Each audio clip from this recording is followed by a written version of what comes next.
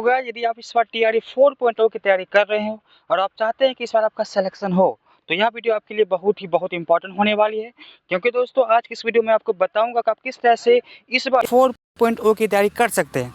जैसा कि देख रहे हैं कि बहुत ही जल्द मतलब मार्च में ही आपका टीआरई 4.0 का जो नोटिफिकेशन है वो आ जाएगा। आज से देखा जाए तो आपके पास मात्र और मात्र 3 मंथ ही बचा है आपके एग्ज़ाम के लिए। देखिए दोस्तों, मैं आपके लिए 150 ऐसा वीडियो बनाऊंगा जो आपके एग्ज़ाम के लिए क्या कहते हैं नील का पत्थर साबित होगी मेरे दोस्तों। मतलब रामबाण वो वीडियो होगा। देखिए दोस्तों, मैं अपने बारे में बता दूं। देखिए मेरा जो चयन था वो टीआरई 1 में हुआ था 1 to 5 के पद पर, और उस समय जो मेरी रैंक थी ना वो 441 थी। इसलिए दोस्तों मैं आपसे रिक्वेस्ट कर रहा हूँ कि वीडियो का पूरा देखिए। इस वीडियो में जो भी मैं कॉन्सेप्ट बताऊँगा वो सारे कॉन्सेप्ट को आप अपने एक नोटबुक बना लीजिए, उसमें लिखते जाइए और उसको याद कर लीजिए। देखिए 150 वीडियो की श्रृंखला में यह वीडियो नंबर 1 है। आज से मैं यह श्रृंखला शुरू कर रहा हूँ दोस्तों। देखिए वीडियो नंबर 1 है। इस वीडियो में आपको बताऊंगा कि इतिहास के जो टॉपिक है बौद्ध धर्म और जैन धर्म, ये इतिहास के जो प्राचीन इतिहास है उसके एक टॉपिक है। ये दो टॉपिक्स में से किसी ना किसी एक टॉपिक से आपको एग्जाम में 1 प्रश्न रहता ही रहता है। देखिए जितना भी वीडियो रहेगा समझिए कि वो एक वीडियो आपको 1 मार्क्स जो है वो 110% आपको दिलाएगा ही दिलाएगा। इसलिए देखिए बहुत ही छोटा वीडियो रहेगा दोस्तों, 150 ही वीडियो रहेगा। देखिए 150 वीडियो रहेगा कॉन्सेप्ट का। जितने भी मैंने कॉन्सेप्ट बनाऊंगा या बताऊंगा वो लेकर 6 से लेकर 12 तक की एनसीईआरटी बुक से फुल्ली रहेगा दोस्तों। 6 से लेकर एनसीईआरटी की बुक से ही मैंने सारे कॉन्सेप्ट को लिया है। ये सारे कॉन्सेप्ट को आप लिखते जाइएगा और याद करते जाइएगा।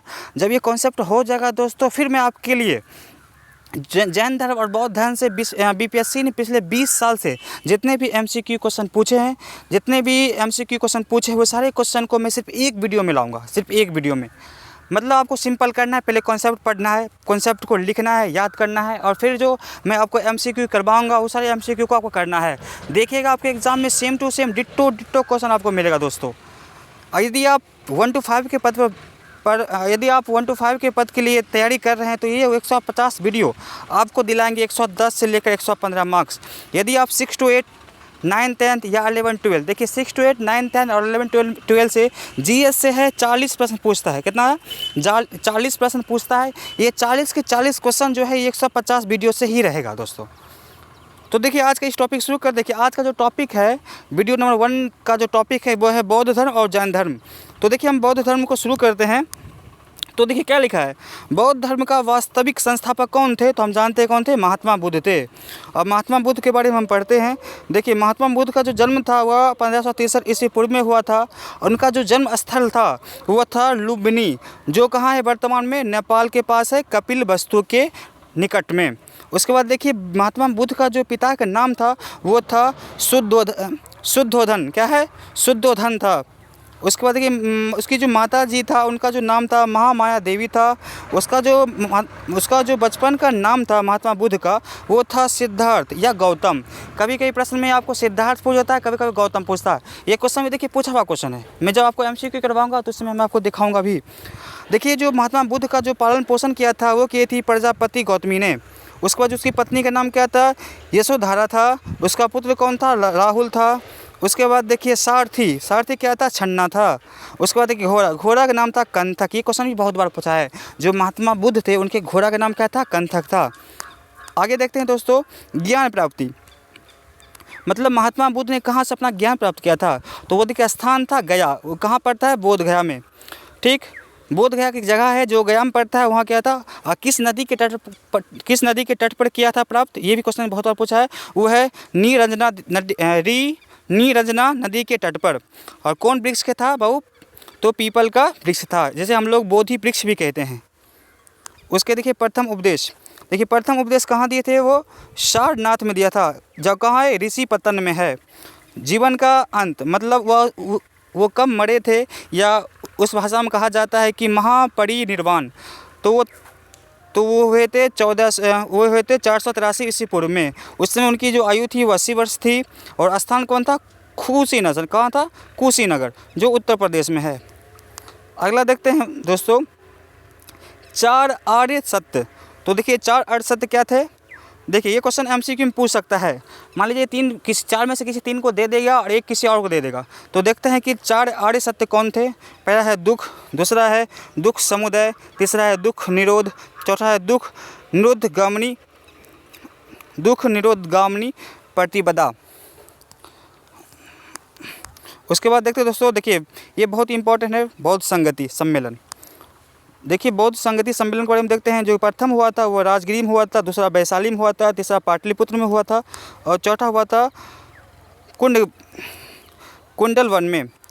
और उस समय देख सकते हैं, उस समय जो शासनकाल था किसका था। प्रथम जो राजगिरी हुआ था उसका शासनकाल था अजातशत्रु का, दूसरा वैशाली में जो हुआ था वो कल अशोक का था, उसके बाद फिर अशोक, उसके बाद कनिष्ठ। इसको आप याद रखिएगा, किसके शासनकाल में कहाँ पर बौद्ध संगति हुआ था। अब देखते हैं जो बौद्ध साहित्य थे उसके जो त्रिपिटक है उसका क्या क्या नाम है। तो देखिए त्रिपिटक का नाम था, पहला जो है वो सत्तु पिटक है, दूसरा है विनय पिटक, तीसरा है अभिधम्म पिटक। ये 3 पिटक थे। उसको देखते हैं कला में बुद्ध। तो देखिए क्या है, गांधार शैली जो यूनानी प्रभाव था, उसका है मथुरा शैली जो भारतीय प्रभाव था। तो देखिए दोस्तों, इस तरह से बौद्ध धर्म से जितने भी कॉन्सेप्ट बन सकते थे 6 से लेकर 10 तक, वो सारे कॉन्सेप्ट मैंने बहुत ही छोटा में बता दिया है और ये इनफ है आपके लिए, मोर देन इनफ है दोस्तों। बस इतना ही करना है, इससे ज़्यादा आपको नहीं करना है। अब देखते हैं हम लोग जैन धर्म के बारे में, ठीक है ना। अब पढ़ेंगे हम लोग जैन धर्म। तो देखिए जैन धर्म के जो संस्थापक थे वो ऋषभ देव थे, यानी आदिनाथ थे। और देखिए दोस्तों, ये क्वेश्चन बहुत बार पूछा है, अंतिम तीर्थकार थे महावीर स्वामी थे, जो 24वें तीर्थकार थे। ये क्वेश्चन बहुत बार पूछा गया है जैन धर्म में।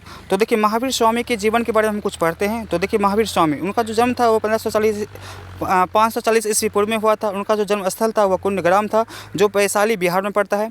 उसके बाद उनका पिता का जो नाम था वो सिद्धार्थ था, उनकी माता का नाम क्या था, त्रिशला था, उनकी पत्नी कौन थी, यशोदा थी। उसके बाद देखिए उसकी जो पुत्री का नाम था वो प्रिय दर्शना था। उसके बाद जो मुख्य उपाधि, देखिए जो गौतम बुद्ध को कौन कौन सी उपाधि मिली है उसके बारे में हम पढ़ते हैं। तो देखिए पहला था कैवलिन, दूसरा था जीन, तीसरा था निग्रंथ, ठीक। उसके बाद है निर्वाण प्राप्ति, मतलब कब ये चले गए थे दुनिया छोड़कर। तो पहला है वो जो उनका जो महापरिवार निर्वाण जो हुआ था वो हुआ था पावापुरी में, जो बिहार में पड़ता है। उस समय जो उनकी आयु थी वो 72 वर्ष थी और किस ईस्वी में हुई थी, तो 468 ईस्वी पूर्व में हुई थी। उसके बाद देखिए जैन धर्म के मुख्य सिद्धांत।